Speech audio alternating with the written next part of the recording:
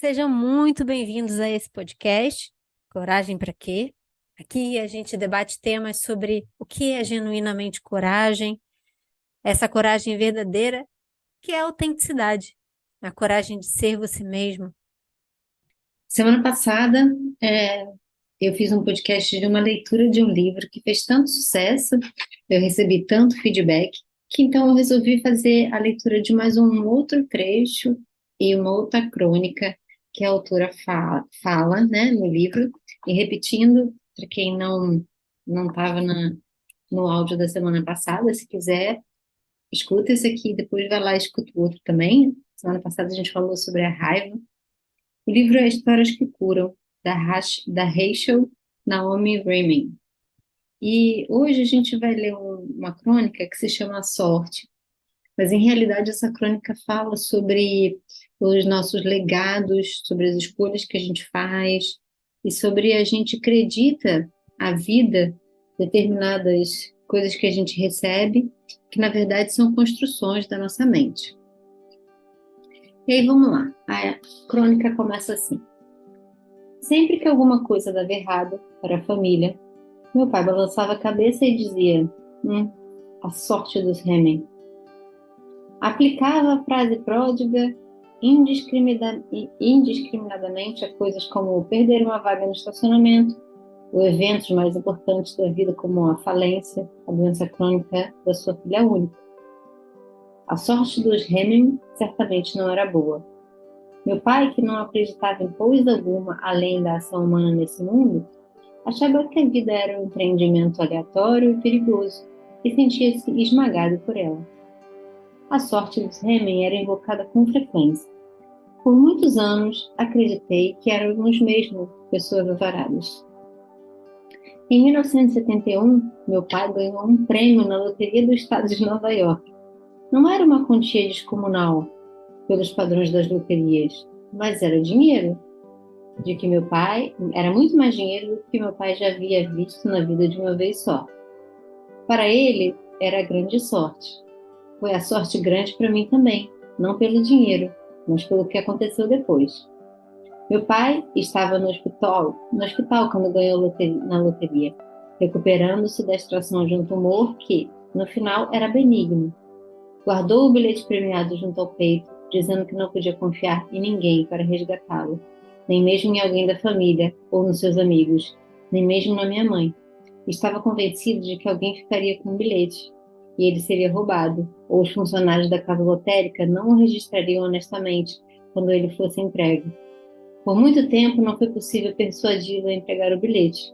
Quando o prazo para resgatá-lo estava terminando, ele exigiu que minha mãe e eu jurássemos segredos, dizendo que as pessoas tentariam aproveitar-se de nós de algum modo, se eu soubesse. Acabou indo receber o dinheiro ele mesmo, mas nunca gastou, pois temia que assim os outros soubessem que ele o tinha. Pouco a pouco, uma ansiedade muito familiar apoderou-se de nós. Então, tirei minha sorte grande. Percebi que a sorte dos Remen era fabricada em casa. Não havia como meu pai, não havia como meu pai pudesse ter sorte neste mundo. Ele era capaz até mesmo de transformar um prêmio de US$ 50.000 em azar, em uma fonte de desgosto, ansiedade e tensão. Até então, eu acreditava que éramos realmente azarados. Uma coisa sombria que parava sobre mim, toda a vida então se dissipou. Tenho vivido na minha sorte grande nessa loteria desde então. Tirei outras sortes grandes com base na vida do meu pai, outras lições sobre ganhar e perder.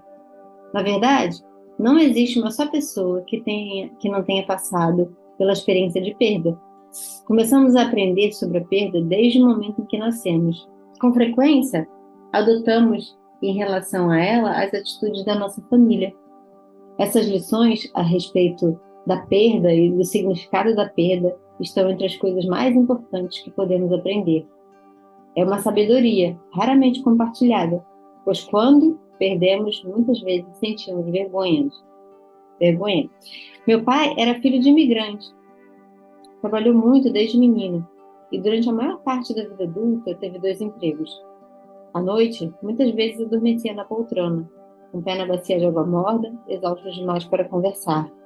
Sempre trabalhava para as outras pessoas, aceitando as condições delas, em função dos objetivos delas.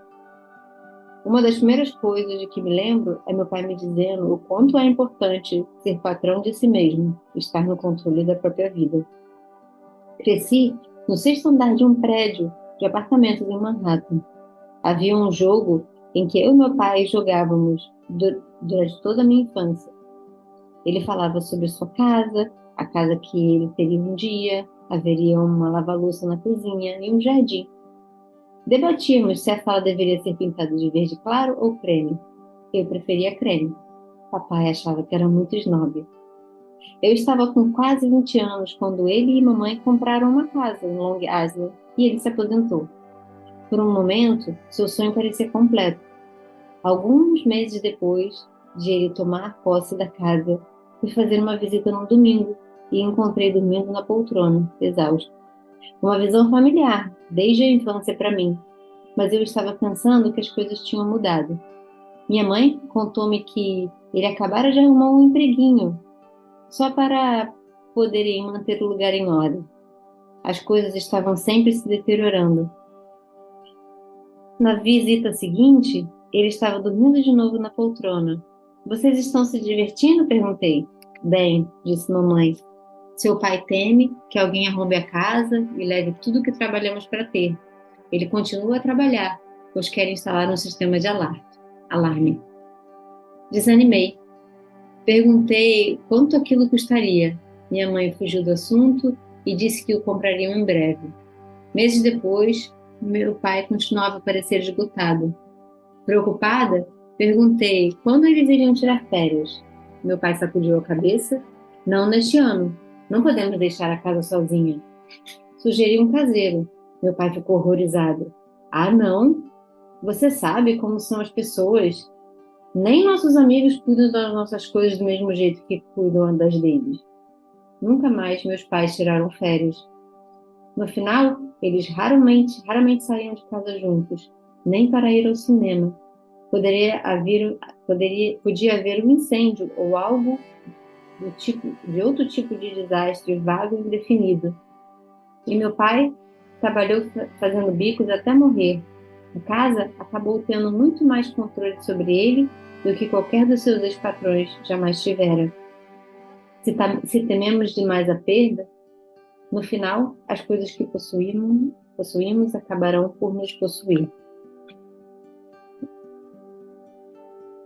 Que história forte, né? Uma história que conta tanto sobre nós, fala sobre o medo da posse, o medo da perda, mas também eu entendo que fala sobre a construção da nossa própria realidade. Nessa história, da própria vida pessoal da autora, ela traz essa brilhante ilustração de como a gente, independente das bênçãos da vida, às vezes o universo nos traz presentes, até mesmo a loteria, e a nossa mentalidade, que muitas vezes está focada, né, no negativo, muitas vezes está focado no senso de não merecimento, no senso de que somos perdedores, de que somos azarados, de que coisas ruins vão nos acontecer a todo tempo, a toda hora, não conseguimos viver uma realidade diferente. Então, eu espero que essa leitura de hoje ajude você a refletir sobre aí na sua rotina, o que é que você vem transformando como um azar, algo que talvez seja uma forma de você enxergar as coisas que acontecem no seu dia a dia.